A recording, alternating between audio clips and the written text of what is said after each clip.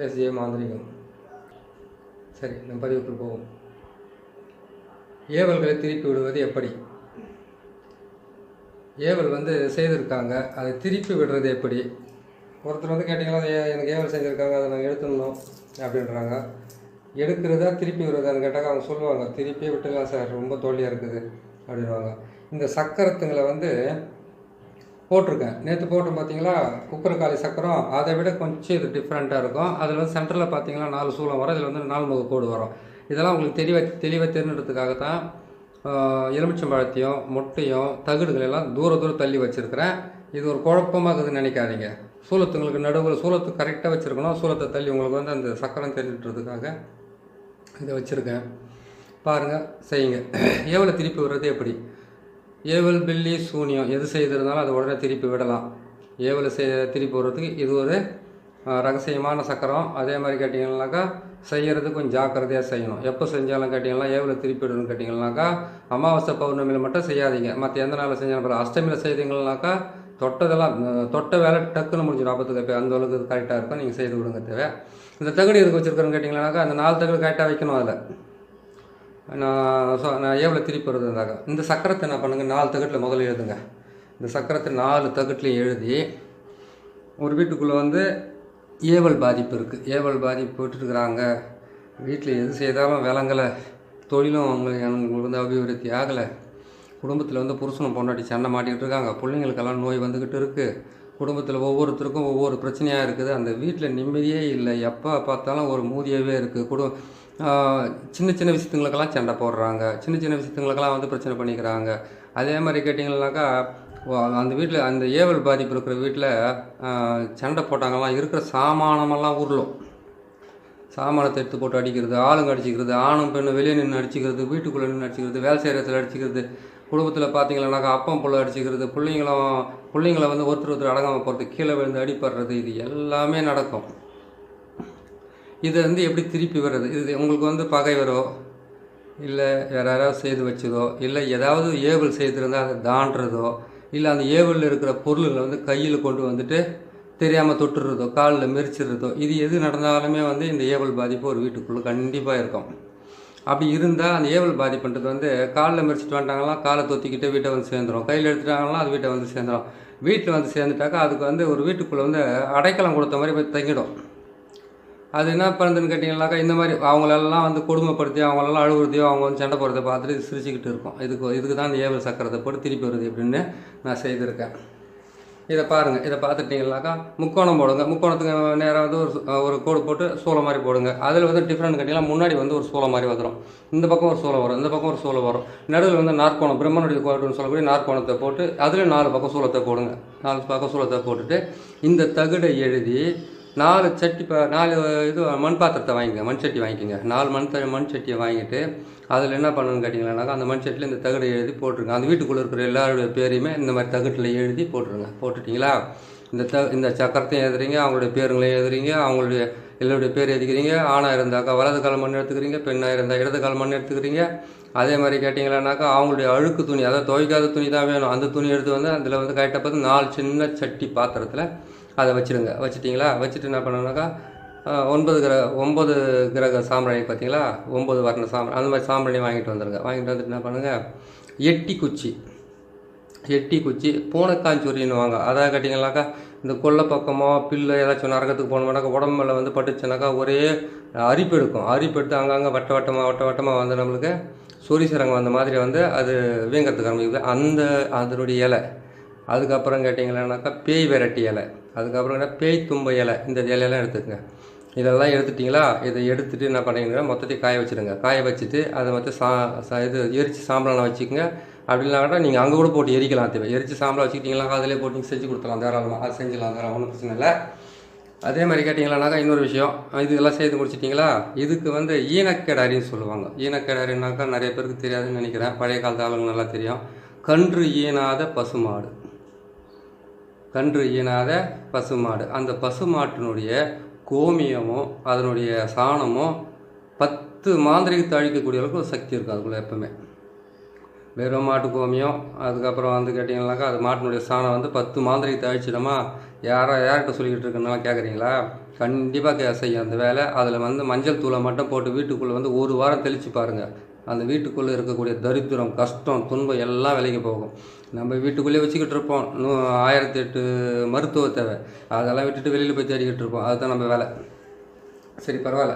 என்ன பண்ணுறீங்க கேட்டிங்கனாக்கா, அந்த மாட்டு சாணத்தை எடுத்து அதை விரட்டி மாதிரி தட்டி அதுக்கு என்ன பண்ணுறீங்க கேட்டிங்கனாக்கா, அதை சுட்டு அதனுடைய விபூதியும் வச்சுக்கிட்டு அந்த மாட்டு கோமியம் இருக்குது பார்த்தீங்களா, அந்த மாட்டு கோமியத்தை முதல்ல அந்த வீட்டை வந்து 1 நாள் 2 நாள் கழுவ சொல்லுங்கள்.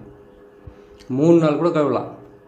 ஏன்னு கேட்டிங்கன்னாக்கா, வீட்டுக்குள்ளே இருக்கிற 4 மூலையில் ஏதாச்சும் ஒரு மூலையிலிருந்து இந்த மாதிரி கொடுமைப்படுத்த வேண்டியது இந்த ஏவலினுடைய முக்கியமான வேலை.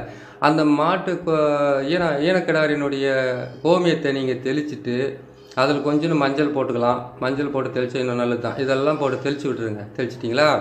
தெளிச்சுட்டு முதல்ல வீட்டுக்குள்ளே பார்த்தீங்கன்னாக்கா, இந்த சக்கரம் போட்டு எழுதுனீங்க இல்லையா, இந்த சக்கரத்தை எலுமிச்சை மரத்தில் போடுங்க. எலுமிச்சை மரத்தில் போட்டுட்டு அவங்க வீட்டுக்குள்ளே வந்து எத்தனை மூலம் இருக்குது? 4 மூலம் மட்டும் இருக்குதா? 4 எலுமிச்சை மரம். 5 மூலம் 8 மூலம் இருக்குதா? 8 எலுமிச்சை மரம். 10 மூலம் இருக்குதா? அதை கேட்டிங்கன்னா ஒரு மூளைக்கு வந்து 4 எலுமிச்சை மரம்ன்ற மதத்தில் எத்தனை வீடாக இருந்து எத்தனை ரூமாக இருந்தாலும் அத்தனை ரூமுக்கு வந்து 4 எலுமிச்சை மரத்தை போட்டு இதே சக்கரத்தை போட்டு அதில் கரெக்டாக என்ன பண்ணுறேன்னு கேட்டிங்கனாக்கா, கற்பூரத்தை கொளுத்தி அந்த இடத்துல தீபாரத்தை காட்டி கீழே வச்சு நசுக்குங்க. நசுக்கிட்டிங்களா? 3 மணி நேரம் வரைக்கும் அங்கேயே இருக்கணும். நசுக்கி முடித்த உடனே அந்த ஈனக்கிடாரியோட கோமியத்தை என்ன பண்ணுறேன்னு கேட்டிங்கன்னா, அந்த வீடு ஃபுல்லாக மேலேருந்து கீழே வரைக்கும் லேசாக தெளிங்க. தெளிச்சிட்டிங்களா? 3 நாள் செய்துட்டீங்க இந்த வேலையை. செய்து முடித்த உடனே அதுக்கப்புறம் அந்த மண் சட்டியில் வந்து போட சொன்ன பாருங்க. அந்த மண் சட்டியில் வந்து காலடி மண், பழைய துணி, அதுக்கப்புறம் எட்டி குச்சி, இது அது நான் 3 கலர் நவகிரக சாம்பிராணி, பேய் விரட்டி, அதுக்கப்புறம் பார்த்தீங்களானாக்கா அந்த பூனை காஞ்சூரின்னு சொன்னமே அது, அதுக்கப்புறம் எட்டி இலை, அதுக்கப்புறம் பார்த்தீங்களானாக்கா இந்த தும்பை, பேய் தும்பை, இந்த தும்பையெல்லாம் எடுத்து எல்லாத்தையும் ஒன்றா அது காய வச்சு வச்சுட்டுக்கிறீங்களா. இது எல்லாமே வீட்டுக்கு வெளிப்பக்கமாக, வீட்டுக்கு வெளிப்பக்கம் அவங்களுக்கு ஒரு வீட்டுக்கு 4 மூலையிலுமே வச்சுட்டு அந்த 4 மூலையிலையுமே கொஞ்சோண்டு மிளகா எடுத்துங்க. மிளகா தூளாக இருந்தாலும் பரவாயில்ல, மிளகாவாக இருந்தாலும் பரவாயில்ல, போடுங்க. போட்டுட்டு அவங்களோட பேரெல்லாம் எழுதி தகடுனாலே போட்டுக்கிறீங்க இல்லையா, அதில் என்ன பண்ணுங்க கேட்டிங்களானாக்கா, கற்பூரத்தை வந்து போட்டு தீயை வச்சுட்டு மூடிடணும். சின்னதை சாணகம் மாதிரி போட்டு மூடிடுங்க.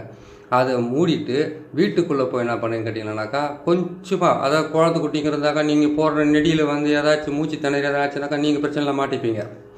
புரியுதுங்களா? அதனால் கொஞ்சமாக மிளகாத்தூள் எடுத்துங்க, கொஞ்சம் நவகிரக சாமான் எடுத்துங்க. எருக்கும் இலை இருக்குது பார்த்தீங்களா, அந்த எருக்கும் இலையில் வந்து அதை வந்து காய வச்சு வச்சுருந்தாங்கலாம் பொடியை பண்ணிக்கலாம், இல்லை கூட அப்படியே பண்ணிக்கலாம். அந்த இலையும் இதையெல்லாம் சேர்த்து என்ன பண்ணுங்கள், வீடு ஃபுல்லாக சாம்பிராணி போக மாதிரி போட்டுருங்க. கொஞ்சோண்டு போட்டுட்டு அந்த வீட்டுக்காரங்களை வந்து என்ன பண்ண சொல்லுங்கள், கொஞ்சம் வெளியே இருக்க சொல்லி செய்யலாம். இல்லாட்டி அவங்கள கூட என்ன பண்ணலாக்கா, மாடி இருந்தால் மாடி மேலே போய் நின்றுக்கலாம், இல்லை வேறு எங்கேயாவது நின்றுக்கலாம். எனக்கு எதுக்காகட்டாக்கா, அந்த மிளகாய் தூளினுடைய நெடி அந்த குடும்பத்தில் வந்து ரொம்ப கஷ்டத்தை அவங்க எல்லோரும் வந்து இரும்பலும் பிரச்சனையும் வரத்துக்கு ஆரம்பிக்கும். அதுக்காக தான் சொல்கிறேன். அதை செய்து அந்த வீட்டுக்குள்ளே பண்ணிவிட்டு இதே சக்கரத்தை தகட்டில் எழுதி, செம்பு தகட்டில் இல்லைன்னு கேட்டிங்கன்னா இந்த மாதிரி வந்து பித்தளை தகட்டில் வந்து எழுதி, கோல்டு தகட்டில் கூட எழுதி கூட அவங்களுக்கு தாயத்தை போடுங்க. அந்த தாயத்தை போடும்போது அதுக்குள்ளே வந்து துளசி, இடிதாங்கின்னு சொல்லுவாங்க இல்லையா, துளசி, அந்த துளசி, அதுக்கப்புறம் கேட்டிங்களானாக்கா வெள்ளை எருக்கனுடைய வேறு, அதுக்கப்புறம் பார்த்தீங்கன்னாக்கா நாயுருவி வேறு, கையான் தாகரை என்று சொல்லக்கூடிய குப்பை மேனி, இந்த 3 வேரையும் சேர்த்து அந்த குடும்பத்தில் இருக்கிறவங்களுக்கு தாயத்தை போட்டு கொடுங்க. 9 நாளைக்கு அவங்க போட்டுக்கிட்டு இருக்கட்டும். 7லேருந்து 9 12 நாள் கூட போடலாம்.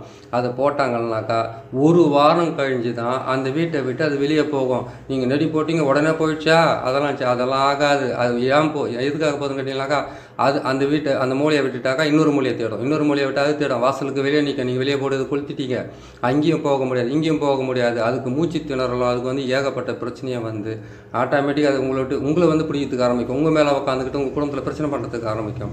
இது எல்லாம் அது செய்ய முடியாமல் நீங்கள் போட்டுட்ருக்க அந்த தாயத்துலேருந்து அதுக்கப்புறம் தான் அந்த வீட்டை விட்டு வெளியில் போகும். அது வீட்டை விட்டு 7 நாள் பார்த்து கண்டிப்பாக போய்டும். உங்களுக்கு சந்தோஷம் கிடச்சிடும், நிம்மதி கிடச்சிடும், எல்லாமே கிடச்சிடும்.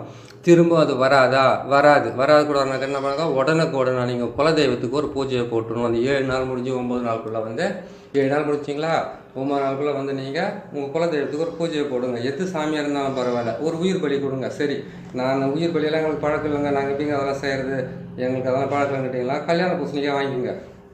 கல்யாண பூசணிக்காய் வாங்கி அந்த கல்யாண பூசணிக்காய் வந்து கரெக்டாக இது பண்ணி அதில் வந்து காசு போட்டு எடுத்துன்னு போயிட்டு 3 வயல் உடைப்பாங்க இல்லையா, அதுக்கு பதிலாக நீங்கள் போட்டுக்கிட்டு இருக்க பிறகு தாயத்து, அந்த தாயத்தை கொண்டு போயிட்டு அதுக்குள்ளே போட்டு உங்கள் வீட்டில் இருந்து பூஜை ரூமில் இருந்து உங்கள் ஆளுங்களுக்கெல்லாம் சுற்றுங்க, பூஜை ரூமெல்லாம் சுற்றுங்க, ஹாலெல்லாம் சுற்றுங்க, கிச்சனெல்லாம் சுற்றுங்க. 3 முறை சுற்றிக்கிட்டு, அதாவது வீட்டை பார்த்துக்கிட்டு பின்பக்கமாக வர மாதிரியே சுற்றிக்கிட்டு வரணும். தேவை சுற்றிக்கிட்டு வந்து வாசலுக்கு வெளியில் வந்து 3 வழி கூரத்தில் வந்து இதை உடைச்சிட்டு, அதுக்கப்புறம் அங்கேருந்து அதை உடைக்கிற ஆள் குறைஞ்சது வந்து பார்த்தீங்கன்னா ஒரு 2 மணி நேரம் 3/4 மணி நேரமாக அந்த வீட்டுக்குள்ளே நுழையக்கூடாது. உடைச்சவர் அது நீங்களே உடைச்சாலும் சரி, ஒரு 3/4 மணி நேரம் 3 மணி நேரம் 1/4 மணி இப்படி பல டைமிங் இருக்குது. நீங்கள் 3/4 மணி நேரமாவது அந்த வீட்டுக்குள்ளே நுழையாமல் நீங்கள் எங்கேயாச்சும் போயிட்டு அந்த தண்ணியில் கை கால் முகத்தெல்லாம் கழுவிக்கிட்டு அதுக்கப்புறம் வந்து வீட்டுக்குள்ளே நுழைங்க. உங்கள் குடும்பத்தில் ஏவல் பாதிப்பும் செய்வன பாதிப்பும் பில்லி சூனிய பாதிப்பும் எதுவாக இருந்தாலுமே நல்லபடியாக நான் சொல்லியிருக்கிறதெல்லாம் முக்கியமான மூலிகைங்க மொத்தமே.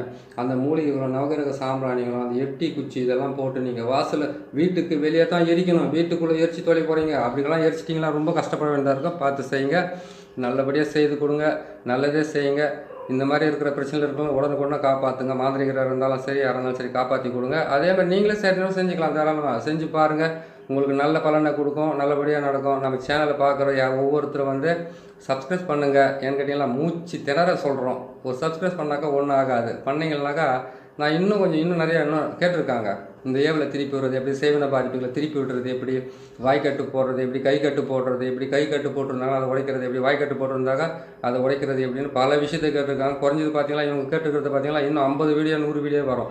அது எல்லாத்தையும் செய்து கொடுக்கலாம். மைய அரைக்கிறதெல்லாம் சொல்லி காட்டுறேன் எப்படின்னு. கொஞ்சம் எனக்கும் வேலை இருக்குது, வேலையெல்லாம் செய்துட்டு உங்களுக்கு நான் போட்டு காட்டுறேன். பாருங்கள், நல்லபடியாக பாருங்கள். நீங்களும் நல்லா இருங்க. நம்ம சேனல் சப்ஸ்கிரைப் பண்ணுங்கள். இன்னொரு நல்ல பதிவை சீக்கிரம் சந்திக்கிறேன். நன்றி, வணக்கம்.